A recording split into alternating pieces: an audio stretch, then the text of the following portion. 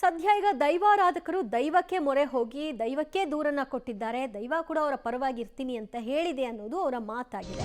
ಆದರೆ ಸಿನಿಮಾ ಆರಂಭದಲ್ಲೇ ರಿಷಬ್ ಶೆಟ್ಟಿ ಅವರು ದೈವದ ಅನುಮತಿಯನ್ನೇ ಪಡೆದು ಸಿನಿಮಾ ಮಾಡಿದ್ದಾರಲ್ಲ ಅನ್ನುವಂತಹ ಚರ್ಚೆ ಕೂಡ ಮತ್ತೊಂದು ಹಂತದಲ್ಲಿದೆ. ದೈವದ ಅಪಹಾಸ್ಯ ಅನುಕರಣೆ ಮಾಡುವವರಿಗೆ ಎಚ್ಚರಿಕೆಯ ಸಂದೇಶ. ದೈವಕ್ಕೆ ಯಾರೇ ಅಪಹಾಸ್ಯ ಮಾಡಿದ್ರೂ ಕೂಡ ಬುದ್ಧಿ ಕಲಿಸ್ತೀನಿ ಹೀಗಂತ ಪಿಲ್ಚಂಡಿ ದೈವಾರಾಧಕರಿಗೆ ಭರವಸೆಯನ್ನ ಕೊಟ್ಟಿದ್ದಂತೆ. ದೈವ ನಿಂದಕರ ವಿರುದ್ಧ ಪಿಲ್ಚಂಡಿ ದೈವ ಕೆಂಡಾಮಂಡಲವಾಗಿದ್ದು, ನಾನು ನೋಡ್ಕೊಳ್ತೀನಿ, ನೀವು ನಿಮ್ಮ ಹೋರಾಟವನ್ನು ಮುಂದುವರಿಸಿ ಅಂತ ಹೇಳಿದೆ ಅಂತ ಅವರ ಹೋರಾಟಕ್ಕೆ ಇನ್ನಷ್ಟು ಶಕ್ತಿ ತುಂಬಿದೆ ಅಂತ ಹೇಳ್ತಿದ್ದಾರೆ.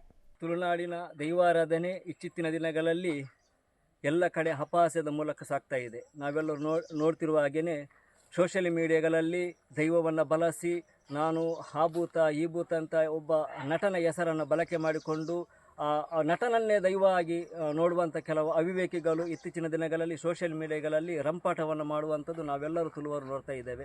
ತುಂಬ ಬೇಸರವಾಗಿ ನಾವು ಇವತ್ತೊಂದು ದಿನ ಪುಣ್ಯಕ್ಷೇತ್ರದ ಪೆರರ ದೇವಸ್ಥಾನಕ್ಕೆ ಬಂದಿದ್ದೇವೆ. ಪಿಲಿಚಂಡಿಯ ಮೂಲಸ್ಥಾನದಲ್ಲಿ ಬಂದು ನಾವು ದೂರನ್ನು ತುಳುನಾಡಿನ ದೈವರದ ಸಂರಕ್ಷಣೆ ವೇದಿಕೆ ಮುಖಾಂತರ ನಾವು ದೂರನ್ನು ನೀಡಿದ್ದೇವೆ. ಆ ದೂರಿನ ಮುಖಾಂತರ ದೈವದ ಒಂದು ಒಳ್ಳೆಯ ರೀತಿ ನಿರ್ಧಾರ ಬಂತು. ಯಾರೆಲ್ಲ ಈ ನಮ್ಮ ತುಳುನಾಡಿನ ದೈವಕ್ಕೆ ಅಪಹಾಸ ಮಾಡ್ತಾರೋ ಅವರನ್ನು ಹುಚ್ಚು ಕಟ್ಟಿಸ್ತೇನೆ, ಅವರನ್ನು ಯಾರೆಲ್ಲ ದೈವದ ಹೆಸರಲ್ಲಿ ದುಡ್ಡು ಮಾಡ್ತಾರೋ ಅವರನ್ನು ಆ ದುಡ್ಡನ್ನು ನಾನು ಹಾಸ್ಪಿಟಲ್ಗೆ ಹಾಕಿಸ್ತೇನೆ ಅಂತ ಹೇಳಿ ದೈವ ನುಡಿಕೊಟ್ಟಿತು.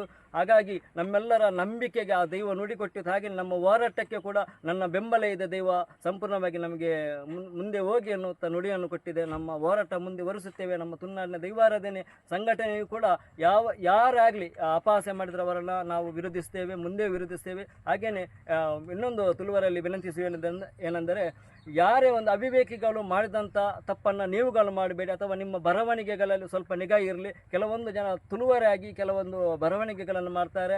ಹಾಗಾಗಿ ಇಂಥ ಬರವಣಿಗೆಗಳನ್ನು ಬದಿಗಿಟ್ಟು ನಮ್ಮ ತುಳುನಾಡಿನ ದೈವಾರಾಧನೆ ಉಳಿವಿಗಾಗಿ ನೀವೆಲ್ಲರೂ ಕೈ ಜೋಡಿಸಬೇಕು. ಹಾಗಾಗಿ ಈ ನಿಟ್ಟಿನಲ್ಲಿ ಹೇಳುವುದೇನೆಂದರೆ, ನಮ್ಮ ಆರಾಧನೆ ಪದ್ಧತಿ ಸಾವಿರಾರು ವರ್ಷಗಳಿಂದ ನಡೆದುಕೊಂಡು ಬಂದಂತಹ ಹಿರಿಯರು ಕೊಟ್ಟಂಥ ಮಾರ್ಗದರ್ಶನದ ದೈವಾರಾಧನೆ ಮುಂದೆ ಕೂಡ ತುಳುನಾಡಿನಲ್ಲಿ ಶ್ರದ್ಧೆ ಭಕ್ತಿಯಾಗಿರಬೇಕಂತ ನಮ್ಮೆಲ್ಲರ ಕೋರಿಕೆ. ಆ ಕೋರಿಕೆಗೆ ನೀವೆಲ್ಲರೂ ಸಹಕರಿಸಬೇಕಾಗಿ ತಮ್ಮಲ್ಲಿ ವಿನಂತಿಸಿಕೊಳ್ತಾ ಇದ್ದೇನೆ.